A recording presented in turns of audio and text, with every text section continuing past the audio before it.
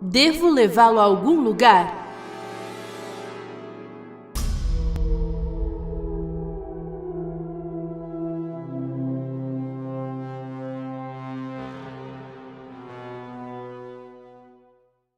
Pegar uma carona é sempre uma decisão arriscada. Você nunca sabe que tipo de pessoa entrará em seu veículo, se realmente precisa de ajuda ou se é um possível ladrão. Mas, e se acontecesse ao contrário? Você acreditaria? E se o criminoso fosse o motorista e a vítima o carona? Às vezes, a realidade não é como esperamos que seja. Os papéis se invertem. E quando você menos espera, o desastre acontece. O diabo nem sempre está no inferno. Em algumas ocasiões, pode estar ao virar a esquina, em um estacionamento, esperando que você entre em seu veículo, lhe aguardando e disposto a acabar com a sua vida. Pensilvânia, Estados Unidos. Em uma tarde chuvosa de 1985, uma mulher saía calmamente de um restaurante, quando de repente entrou em pânico na frente de uma lixeira. Não conseguia parar de gritar. Assustado, outro homem saiu do estabelecimento e começou a afastar a pequena multidão que ali havia se formado. As lágrimas dos vizinhos se misturaram com a chuva. Na lixeira estava o corpo de uma adolescente que pediu carona. Meses depois, a jovem Vanessa Veselka fugiu de casa em Nova York, com seu namorado de 21 anos. No entanto, dias depois, eles se separaram e a jovem ficaria sozinha e praticamente sem dinheiro. Sua única maneira de sobreviver era se tornar uma caroneira. Mas Vanessa estava ciente do caso da garota no container e começou a perceber a perigosa situação em que se encontrava. Pelas ruas, havia um rumor de que um assassino de caronas estava à solta. Mas Vanessa precisava de um transporte e uma parada de caminhão indo para o sul na Interestadual 95, a garota conseguiu chamar a atenção de um motorista para continuar a sua jornada. Era um caminhoneiro alto e magro. Sua aparência era muito curiosa. Vestia uma camisa de algodão com mangas arregaçadas para que os seus bíceps estivessem à mostra. O homem tinha a cabine de caminhão mais limpa que já havia visto em sua vida. Tudo aquilo era muito estranho. Uma vez lá dentro e já na estrada, o caminhoneiro mudou bruscamente a sua atitude e personalidade. Deixou de ser educado e de responder às perguntas da jovem. Se acomodou no assento e os músculos de seu rosto ficaram tensos. A sua pose agora era de extrema arrogância. Ficaram em silêncio por um longo tempo. A situação era realmente incômoda. Então, o homem começou a falar sobre a garota morta na lixeira. Vanessa estava com medo. A sua desconfiança em relação ao caminhoneiro era cada vez maior. De repente, de um momento para o outro e sem dizer nada, o motorista estacionou à beira de uma estrada rodeada de mato e sacou uma faca afiada. "Entre na cabine do caminhão", disse o homem. Os piores presságios de Vanessa foram confirmados. A garota começou a falar nervosamente. Não conseguia parar de falar. Dizia as mesmas coisas repetidamente. Tudo valia a pena, desde que não se calasse. Vanessa estava totalmente ciente da situação, mas o homem não encontrava razão. "Eu sei que você não quer fazer isso. Você ainda tem escolha", disse a menina soluçando. Mas Vanessa desabou tomada de medo. O homem tranquilo a encarava fixamente sem dizer uma única palavra. "Eu juro que não vou chamar a polícia se nada acontecer comigo." O caminhoneiro a olhou no olho. Vanessa estava paralisada. "Corra!" disse o motorista macabro. Sem olhar para trás, Vanessa correu para a floresta à sua frente e se escondeu entre os arbustos. Lá, ela ficou por horas, até que viu o caminhão acender as luzes e retomar a sua jornada. Ainda em estado de choque, a garota demorou algumas horas para voltar à estrada. Vanessa nunca foi à polícia, nem contou a ninguém quem havia tentado assassiná-la, pelo menos durante anos, até que um amigo lhe enviou a notícia de uma prisão. e lhe perguntou: "É este o seu homem?" Então, Vanessa reconheceu o rosto sombrio do ser que a havia deixado traumatizada naquela noite. 5 anos depois, em 1º de abril de 1990, um policial parou para investigar um caminhão que estava estacionado próximo à cidade da Casa Grande, no Arizona. Quando se aproximou, começou a ouvir gritos e prantos. Dentro da cabine do veículo, havia uma mulher com os pés e as mãos acorrentadas, gritando. Usava apenas um par de chinelos nos pés. O policial viu que o motorista também estava no caminhão. Então, algemou rapidamente o sinistro caminhoneiro, seu nome, Robert Ben Rhodes.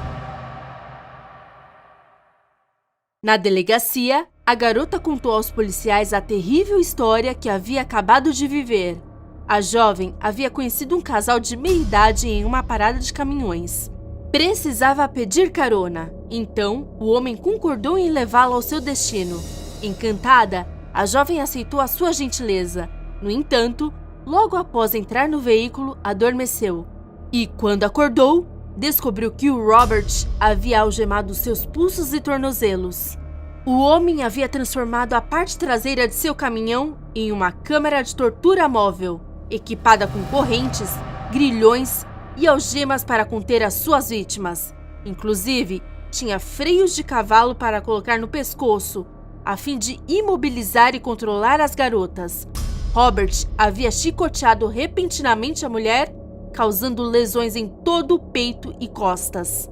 A vítima recordou que o agressor também tinha uma mala em seu caminhão, cheia de brinquedos e ferramentas para torturar e abusar dela. Com um criminoso detido e o caminhão em mãos, a investigação avançou muito rapidamente. No veículo, os agentes recuperaram a mala cheia de materiais de tortura. Dentro dela, encontraram todo tipo de acessórios sadomasoquistas, consolos, pinças de crocodilo, algemas, correntes e chicotes, além de uma espécie de alfinetes para perfurar os mamilos e genitais das vítimas. Após as primeiras investigações, o caso passou para as mãos do FBI.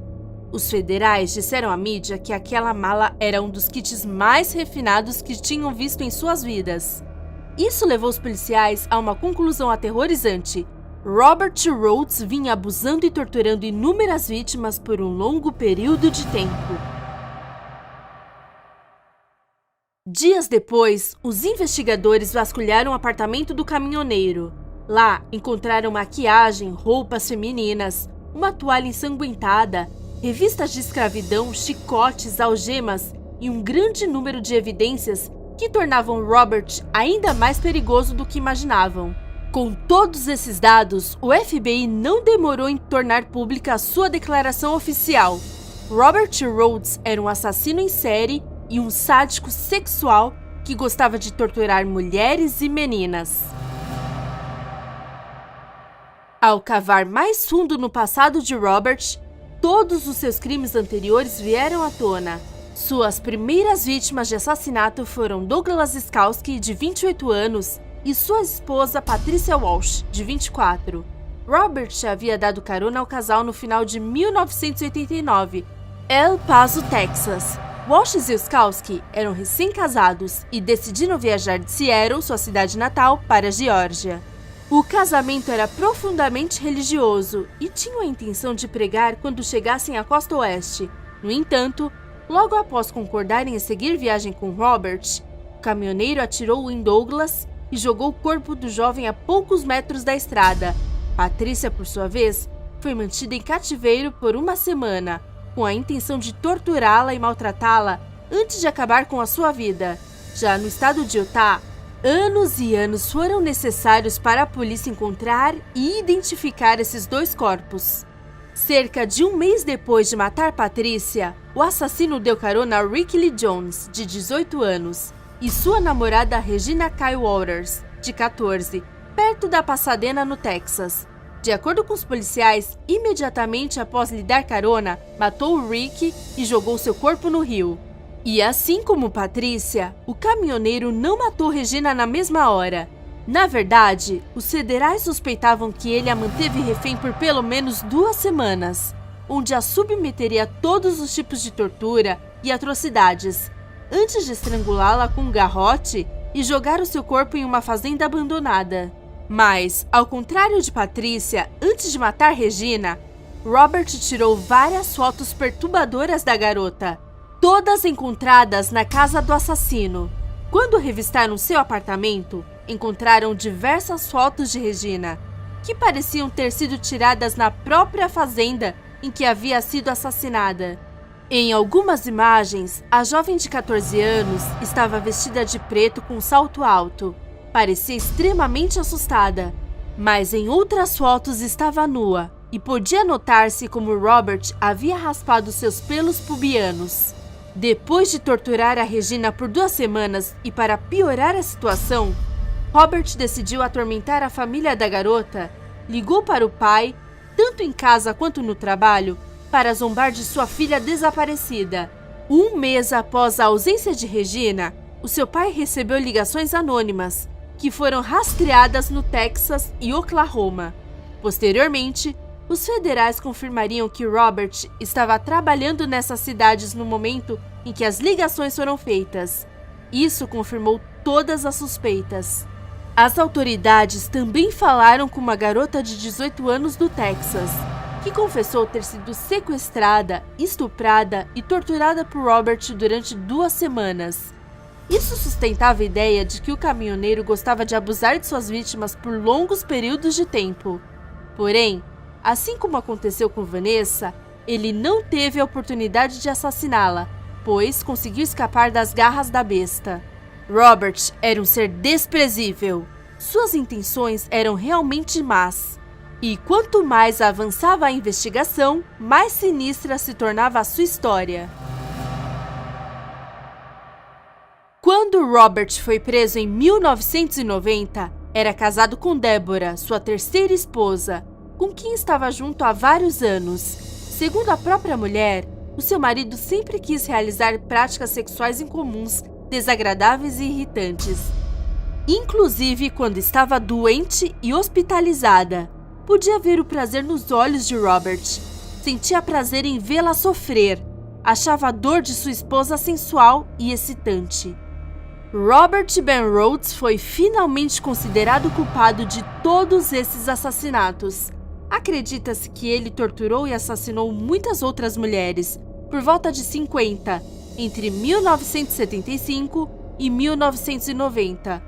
Uma suposição baseada nas rotas de seu caminhão e nas mulheres desaparecidas durante aqueles anos e que se encaixam no perfil das vítimas. Atualmente, Robert continua cumprindo sua consequente e lógica sentença de prisão perpétua, sem liberdade condicional. Poucas mulheres sobreviveram ao assassinato do caminhão, e as que conseguiram ficaram com sérias sequelas psicológicas para o resto da vida. Como a própria Vanessa Veselka, que havia conseguido fugir para contar a sua história, recordando todos os dias aquelas fatídicas palavras do homem: "Posso te dar carona para algum lugar?" Sua maior falha havia sido confiar na falsa bondade do condutor. Uma imagem de fachada que ocultava a maldade extrema de Robert, o assassino do caminhão, o diabo sobre rodas.